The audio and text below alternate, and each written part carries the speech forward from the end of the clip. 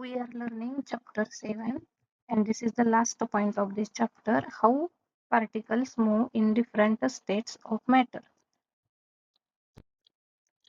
solid, liquid and gaseous. या 3 stages आहेत मॅटरच्या आणि त्याच्यामध्ये पार्टिकल्स मूव्ह करतात. तर how that particles moves. Let us find out about the movement of particles in the 3 states of matter. Let us experiment.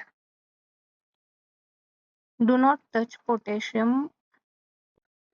permanganate with your hands. Use a spoon or a spatula to handle it.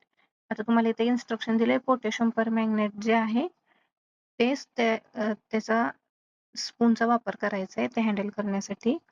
Take a glass tumbler containing water and put a few grains of potassium permanganate into it.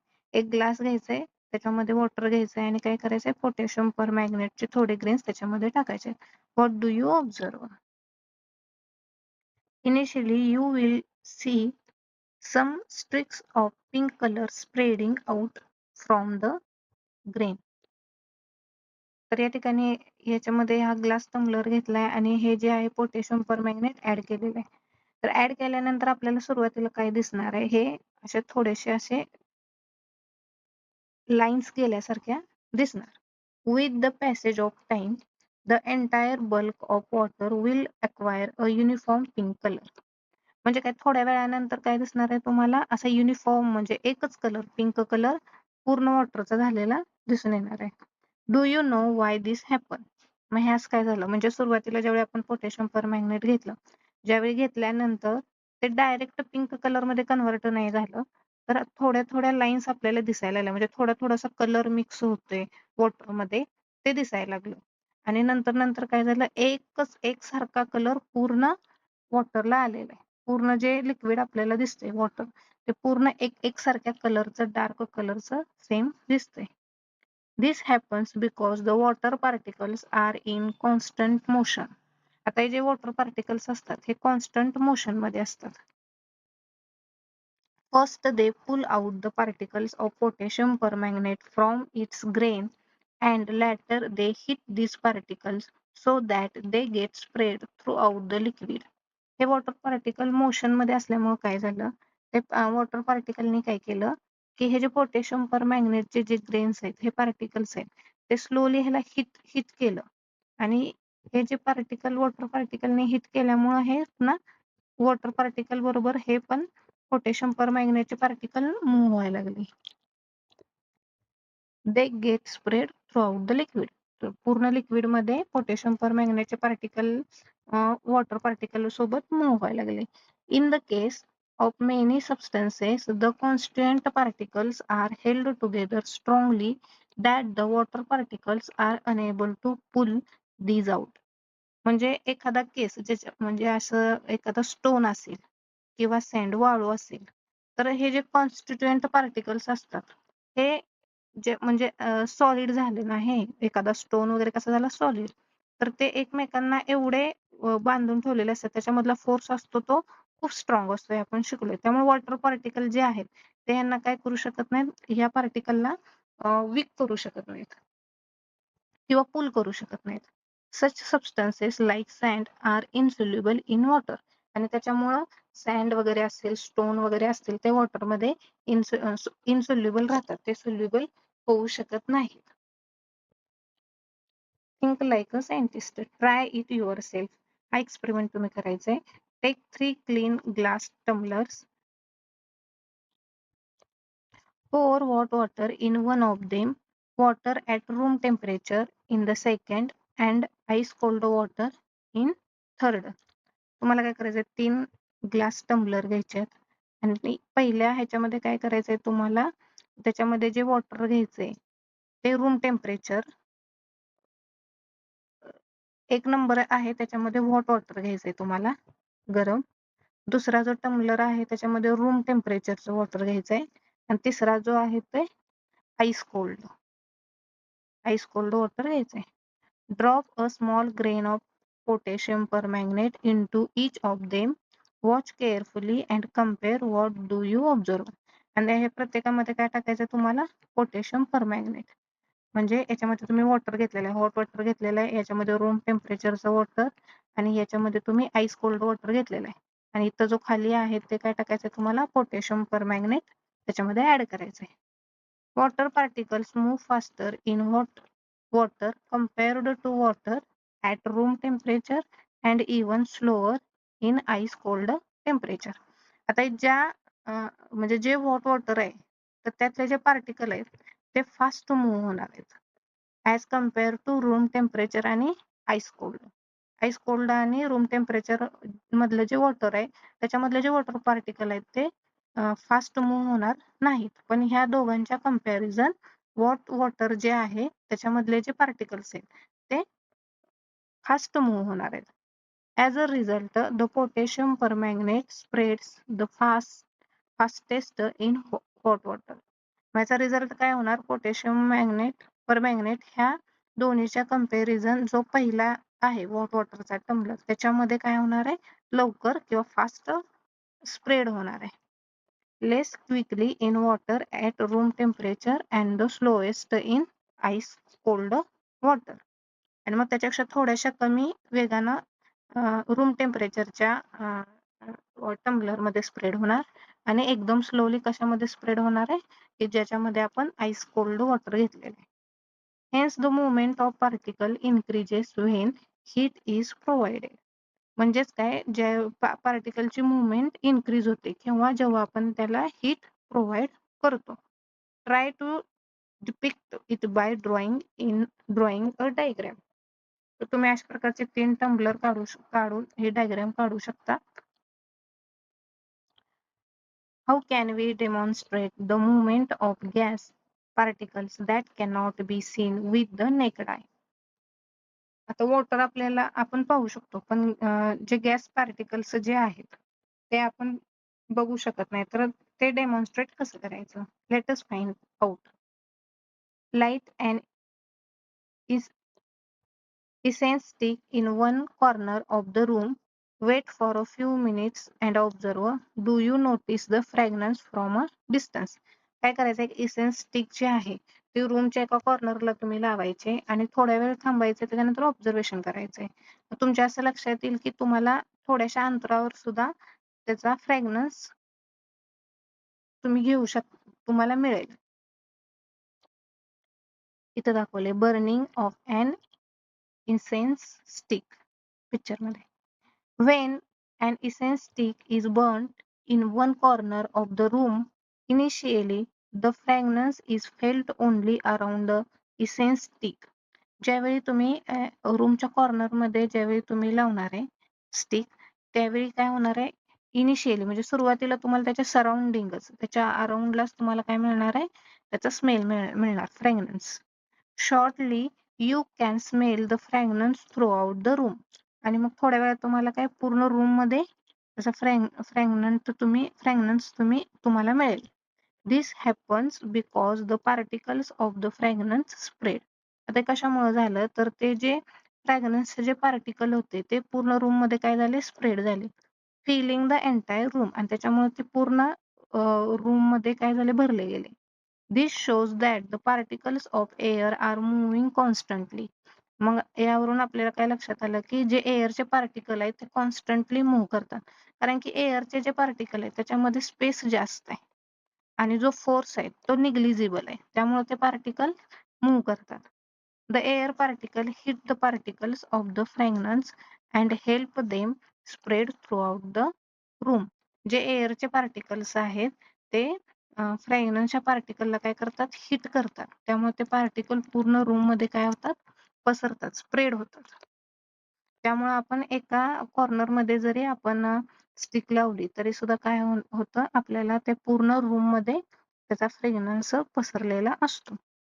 O now I know why and how the fragrance of perfume reaches अस.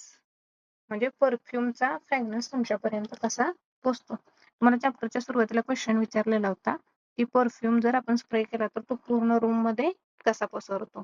तर परफ्यूमचे जे particles आहेत ते ज्यावेळी एअरमध्ये mix होतात तेव्हा एअरचे जे particles आहेत ते त्याला हिट करतात त्या पार्टिकल परफ्यूमच्या, आणि अशा पद्धतीनं परफ्यूमचे जे पार्टिकल्स आहेत ते पूर्ण रूम मध्ये स्प्रेड होतात. Can you share a few other real life situations where you have experienced the movement of gas particles? तुम्ही असा एखादा मुवमेंट शेअर करू शकता का? फॉर एक्झाम्पल, जर जेवण बनवत असतील तर मग ज्यावेळी आपण कोणताही एखादा पदार्थ तयार केला तर त्याचा स्मेल थोड्याफार अंतरावर मिळतो. Ever heard of the particulate nature of matter plays a crucial role in many everyday process.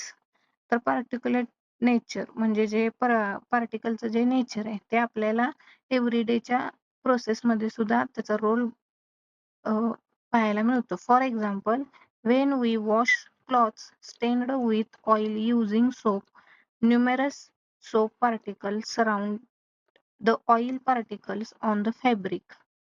One end of soap particle attached to the oil and the other mixes with water, thus helping lift the oil off and wash it away. म्हणजे तुम्ही जर कपडे धुवायचे असतील आणि त्याला जर ज्यावेळी आपण सोप लावू तर त्यावेळी काय होतं, जे ऑइल पार्टिकल्स जे असतात ते अटॅच होतात एकतर सोपच्या पार्टिकलला आणि वॉटरच्या, आणि त्यामुळे काय होतं, सोपचे जे पार्टिकल्स आहेत ते म्हणजे ऑइलचे जे पार्टिकल्स आहेत ते निघून जातात. Then next, based on our learnings from the chapter, we can say that matter is made up of small particles which are held together by the forces of attraction. आता matters कसे तयार झालेले आहेत ते स्मॉल पार्टिकल्स पासून तयार झालेले आहेत, आणि ते जे स्मॉल पार्टिकल्स आहेत ते एकमेकांना बांधले गेलेले आहेत because of force of attraction. त्या पार्टिकल मध्ये काय, force of attraction.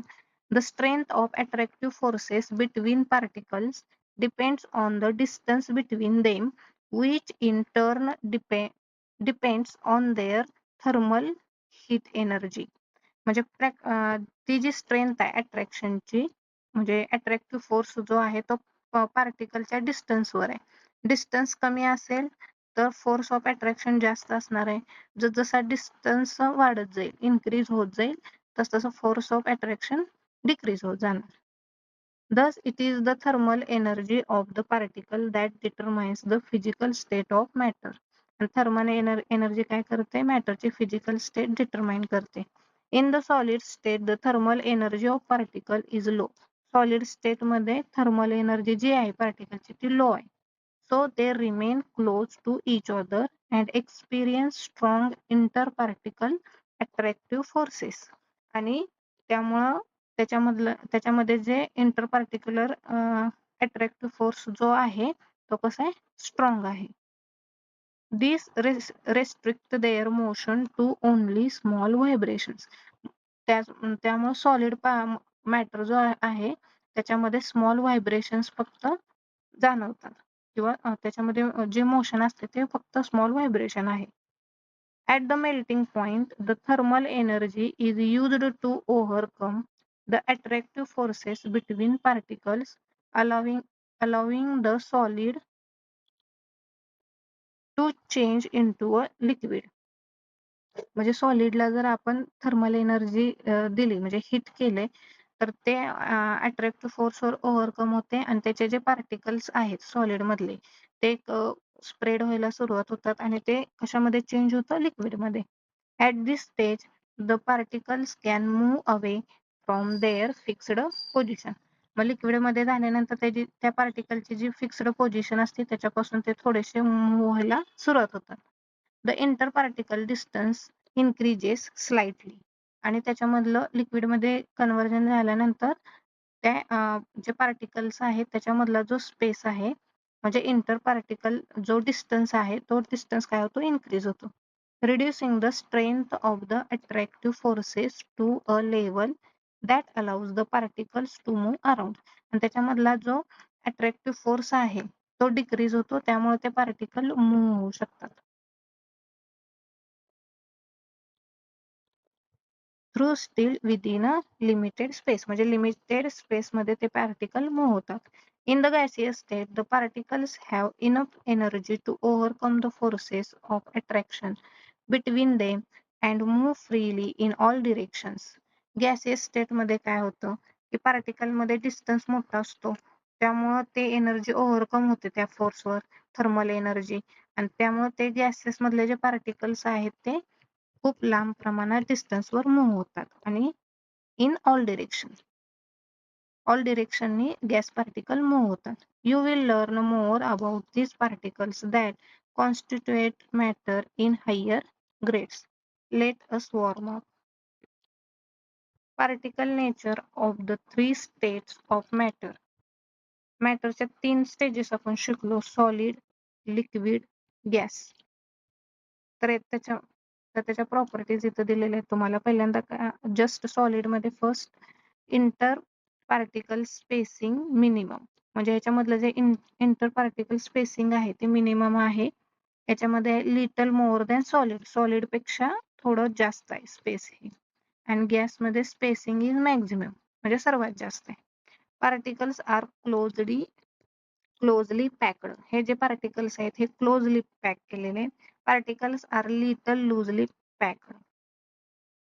Particles are free, gases particles आहेत ते एकदम फ्री आहेत. Inter particle attraction is maximum, ह्या 2 पार्टिकल जे आहेत त्याच्यामधलं जे इंटर पार्टिकल अट्रॅक्शन आहे ते मॅक्झिमम आहे, ते हाय आहे. Inter particle attraction is slightly weaker than solid as compare to solid. हे इंटर पार्टिकल अट्रॅक्शन आहे ते कमी. Inter particle attraction is minimum and negligible, हे एकतरी मिनिमम आहे आणि निग्लिजिबल म्हणजे थोडक्यात म्हणजे खूप कमी.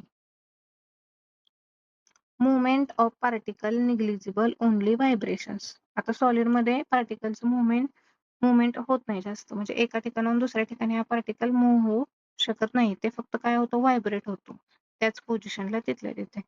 Movement of particles restricted to limited space, एका लिमिटेड स्पेस मध्ये हे पार्टिकल मूव्ह होऊ शकतात. Movement of particle in all the available space, gases मधले जे पार्टिकल आहेत ते जेवढी स्पेस अवेलेबल आहे, त्यांना जेवढी स्पेस मिळेल तेवढ्या सगळ्या स्पेस मध्ये ते अवेलेबल होतात किंवा स्प्रेड होतात. Snapshots. Matter is composed of extremely small particle. Matter कशापासून झाले तयार, extremely small particle. Extremely small म्हणजे तो जो पार्टिकल आहे त्या पार्टिकलचा परत आपण त्याचे 2 भाग करू शकत नाही किंवा डिवायडेशन करू शकत नाही, ते बेसिक युनिट आहे, त्याच्यापासून मॅटर तयार झालेला आहे. The particle are held together by inter particle forces of attraction. आता जे पार्टिकल्स आहेत ते एकमेकांना पॅक्ड बांधून ठेवलेले असतात बिकॉज ऑफ त्यांच्यामध्ये काय आहे, inter particle forces of attraction. The inter particle attractions are the strongest in solids, a little weaker in liquids and the weakest in gases. Solid, liquid आणि गॅसेस. तर ह्याच्यामध्ये इंटर पार्टिकल अट्रॅक्शन सॉलिड मध्ये एकदम strong आहे, liquid मध्ये as compare to solid थोडंसं कमी आहे आणि गॅसेस मध्ये एकदम कमी आहे, weakest. Solid have a fixed shape and size due to strong interparticle attraction, minimum interparticle space and no free movement of the constituent particle. Solid मध्ये फिक्स साईज आहे, शेप आहे आणि त्याच्यामध्ये आपल्याला नो फ्री मुवमेंट, सॉलिडच्या पार्टिकल मध्ये free movement नाही, because त्याच्यामध्ये काय आहे, जो फोर्स आहे इंटर पार्टिकल फोर्स जो आहे तो स्ट्रॉंग आहे. Then the interparticle attraction in liquid is slightly weaker than in solid. Solid पेक्षा लिक्विड मध्ये जे फोर्स आहे इंटरपार्टिकल अट्रॅक्शन फोर्स जो आहे तो weaker आहे. And particles move within a particular space, एका लिमिटेड स्पेस मध्ये लिक्विडचे पार्टिकल्स जे आहेत ते मूव्ह करू शकतात. And providing them with a little more interparticle spacing. Therefore liquids have a definite volume but no fixed shape. त्यामुळे लिक्विडला डेफिनाइट व्हॅल्यूम आहे पण फिक्स्ड शेप नाही. The interparticle attractions in gases are negligible. Gases मध्ये interparticle attraction जे आहे ते negligible आहे. Making their particles completely free. Gases मधले जे पार्टिकल्स आहेत ते कम्प्लिटली फ्री आहेत to move from one place to another. ते एका प्लेसहून दुसऱ्या प्लेस मध्ये इझिली फ्लो होतात, मूव्ह होतात. And resulting in maximum interparticle space. त्यामुळे त्या दोन पार्टिकलच्या मध्ये स्पेस जो आहे तो जास्त असतो, मॅक्झिमम असतो. Therefore gases have no fixed shape and value. त्यामुळे गॅसेसला फिक्स्ड शेप आणि फिक्स्ड व्हॅल्यू नाही. सॉलिड मध्ये कसं आहे, फिक्स शेप आहे, व्हॅल्यूम आहे. लिक्विड मध्ये काय फिक्स शेप नाही बट व्हॅल्यूम आहे. आणि गॅसियस मध्ये no fixed shape and value. The end of this chapter. चॅनेलला प्रत्येक चॅप्टर वाईज प्लेलिस्ट बनवलेली आहे. जेवढे चॅप्टरचे पार्ट होतात तर तेवढे पार्ट प्लेलिस्टला ऍड केलेली आहेत. Thanks for watching.